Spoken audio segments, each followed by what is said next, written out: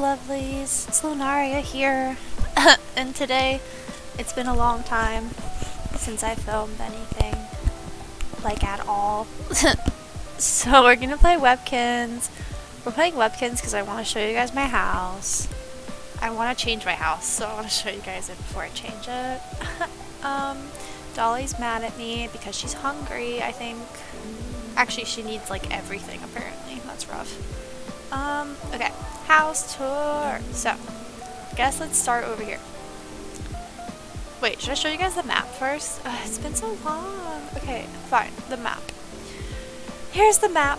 We have Darwin's room, Chinami's room, Dolly's room, Starscream's room, Moonpelt's room. Why is Darwin's name not capitalized? We gotta fix that.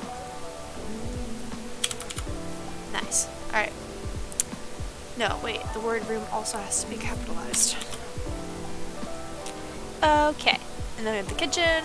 This is called roadway, you'll see why. This is called playroom, farm, and backyard. So let's start at Darwin's room. So this is Darwin's room. He doesn't really have a theme. His room's just cute. Kind of foresty, I guess. He has a loft, because, I don't know, I thought it was cute. They all have their little stuffed animals having a tea party in their rooms because, I got that tea party stuff. And then this is Chinami's room, I think. Yeah. This is Chinami's room, very girly. She likes her girly stuff. She has like a luggage. She's like a travel person. She has like a, what do you call that? Laundry hamper. And then she has this like little vanity mirror thing, cute. And she has like the fancy bed and like the little chandelier and her little like fainting couch, like Rarity. Yeah, like Chinami's personality is like Rarity, so that helps. So let's go to Dolly's room. So Dolly's room is like fancy, kinda. So she's like a little couch, but she's not just fancy, like she has fun stuff. So she has like the UFO, so like not just fancy stuff, and like some bean bags. These are her ones that have their tea party. She has a Googles and she has a Webkinz rockers, and then if you go here, she's got her clothes, and then another vanity table over here. And then her bed is like a big fancy bed. And the room down from her is Moonpelt, I think? Or, no, Starscream, I'm sorry. Yeah, it's Starscream.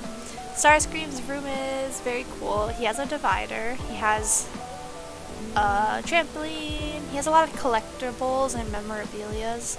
I feel like he would like that stuff. He also has the loading lounger because he's my boy. So he's over here in his wheelchair. He's the one that gets the wheelchair because he's a fish and he needs it to get around the rest of the house. So let's take him through into the rest of the house. So this room down here, this is Moonpelt's room. Her room is interesting. It's very cat themed. You can tell. But she also has like a little lounge area. She likes some artwork on her walls. She likes the spinny mirror above her bed. And she has the retro car bed because it's cute. And then in here we have, I think right now this is the backyard. No, it's the bathroom. This isn't finished. Yeah, that's not finished yet. So let's do this. I don't want his wheelchair to get left behind.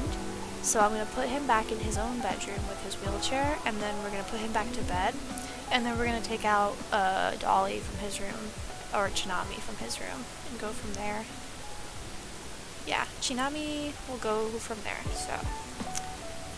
The next room that we're going to is the farm, I think. Yeah.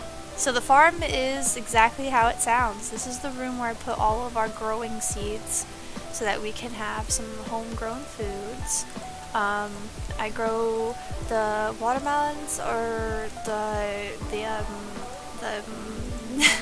watermelons, strawberries, celery, or whatever that the green one is, corn, pumpkins, cabbage, carrots, granola bars, because those grow on that specific tree over there, so that's part of it. Yeah, that's a big part of it.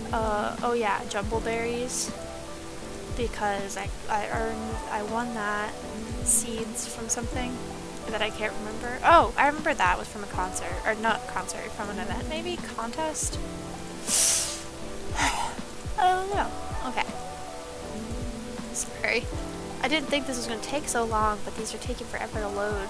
I wanted to yank them all out of the ground and then move to the next room so you guys can see, because I think the next room is the roadway. And I'm really excited for you guys to see that one, because that room's really, really cool.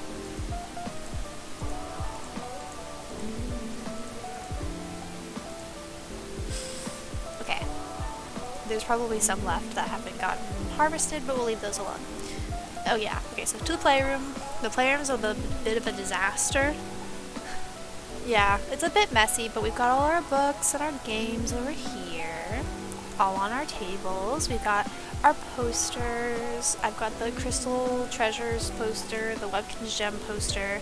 We have more games over here, and our movie maker. Our movie maker has pretty much all of the sets and actors at this point.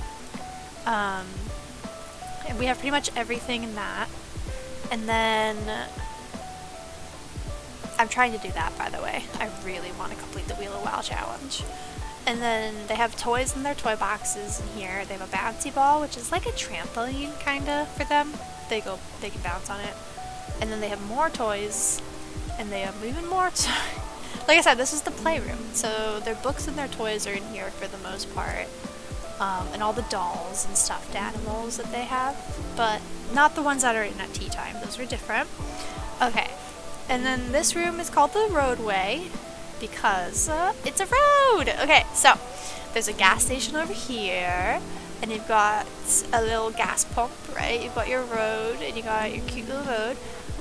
You got your Kinsville sign, welcome to Kinsville. You got this little garden area, and then if you go over here, you got your fairy topiaries. I won from a contest. There's a trash can this way, and then there's this little house. And then you have like the parking out front of this little house. There's a bunch of stuffed animals doing a tea party.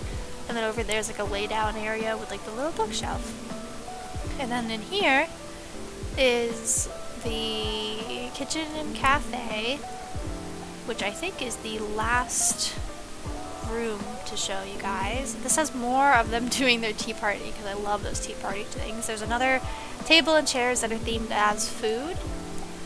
This, and then there's more cookbooks. We have the snack machine fridge. We have our recipe makers over here, a cookie jar over in the corner. We got a sandwich maker and a blender and a stove. Another fridge here, and then the little hot dog roller grill, and then the little peach light. I don't know, I thought this room was cute too. But my favorite room of all my rooms in the Webkinz house is the roadway room. I don't know, I think it's just the best, well-list done room in the whole house. So I gotta bring their little car back. So it's only been 8 minutes, so I think I will do something else on here so that you're not just seeing me do one thing. So, and what we're gonna do now is see what we gotta do for daily. Trio bears, snacks, food, snack packs, bonus roll, and prize claw. I never play the jelly bean challenge anymore because it doesn't make any sense. Like, do you guys know how to do it? Because like I don't. Every time I play that, I just put in all those like different guesses, but then none of them are what I want, and it makes me mad because it's like annoying, right? Also the prize claw, if I don't win the first one, I pretty much just immediately exit. There's not enough time for me to ever do the second one. Like, I've never really been able to pull it off, so.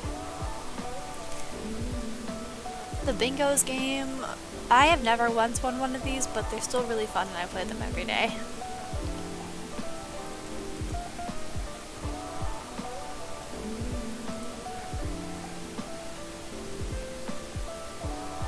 Okay, now let's go and do... Wait.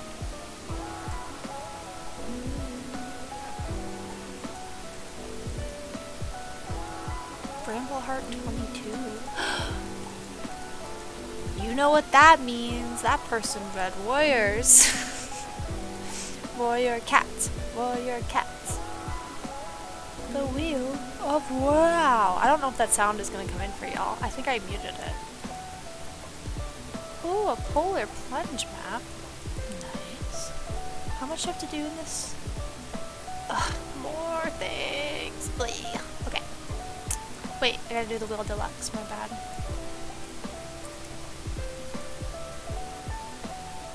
What did we get? Ooh, that's cool. I have all these ice cream gummies next to me and I'm trying to decide if I want to eat them. Because, yeah, they don't taste like good-ish. At least not as much as you'd expect. Like, they're cute and small, but they're not very good. I don't know, they're like, it's weird. You don't expect these flavors to be in a gummy, I guess.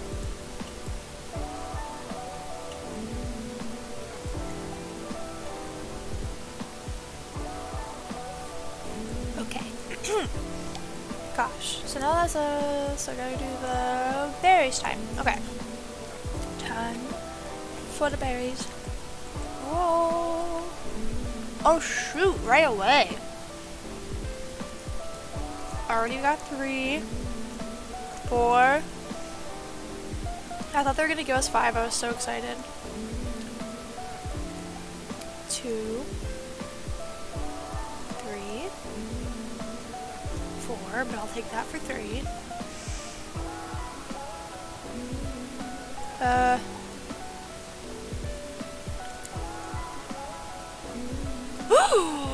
Let's go!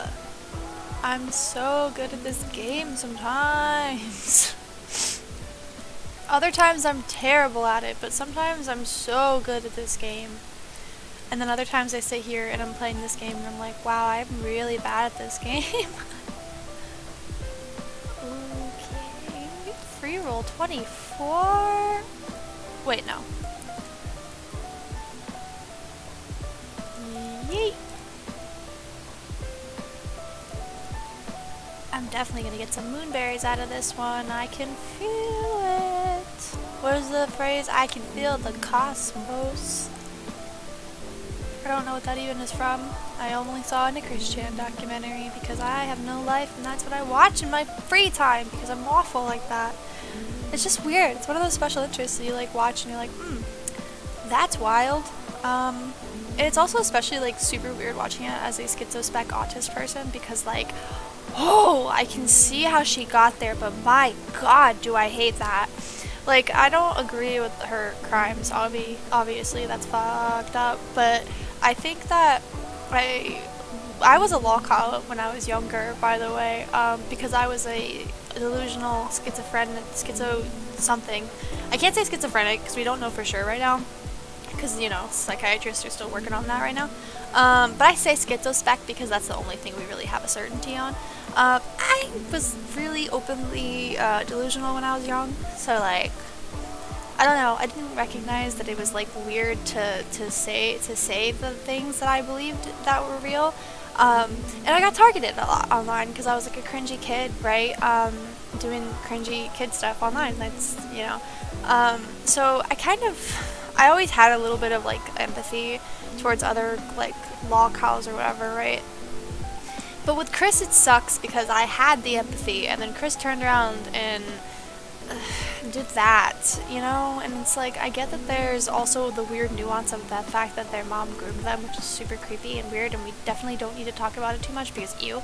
But just that whole thing is so like tragic, and it's just, I don't know. I follow it because I'm curious, because it's just like morbid curiosity, but I don't know, part of me in my head feels like this thought process of like the fact that this is I feel a way that up until the point where Chris started to do, you know, unforgivable things, back when she was just an awkward, somewhat delusional, you know, fellow autist on the internet, I think if she had just stayed that way, I could have actually empathized with her of just being another delusional, cringy person online, because, like, me too, right? And it sucks that she did go as far as she did, because you know, people were willing to empathize with her for a while, but then she did that to her mother, and that was a whole scenario, right? And that's terrible, and I don't know, it just, as somebody who's known about that whole thing from a long time ago, because I was unfortunately indoctrinated into a lol cow culture early on, it's weird to see where Chris ended up, and it's weird to see that because she was doing, in my opinion, better in terms of like accepting herself as a woman and accepting her sexuality and like expressing herself as a person. Like she seemed like she was doing good and actually, you know, figuring out who she was as a human being. And then this all happened, and it's really unfortunate because I don't know.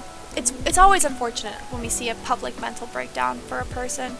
And that's why I always get a little nervous when that stuff like that is classified as like drama, right? Like, I'm unpopular opinion, but I don't know a lot about Gabby Hanna as a person, but I see people post stuff of her having very obvious like mental breakdowns as like memes, and like that's uncomfortable for me. I don't know that person, I don't know their story or anything, but when you see somebody so obviously having a mental breakdown, they're so clearly not in their right state of mind, and you see the internet like collectively point and laugh, you feel this, I don't know, I guess maybe because I could see that being me, and maybe that's just me being too personal, right? Because I am schizospec autist, but if it's too personal, like, I get that. Maybe I'm too connected to it, like, but it used to be a special interest, and then I don't know. You can't, there's no enjoyment from learning about any of it anymore. Like, it's still a special interest, but it's one of those special interests that you're not necessarily, you don't like it because it's a great thing. You like it because it's interesting.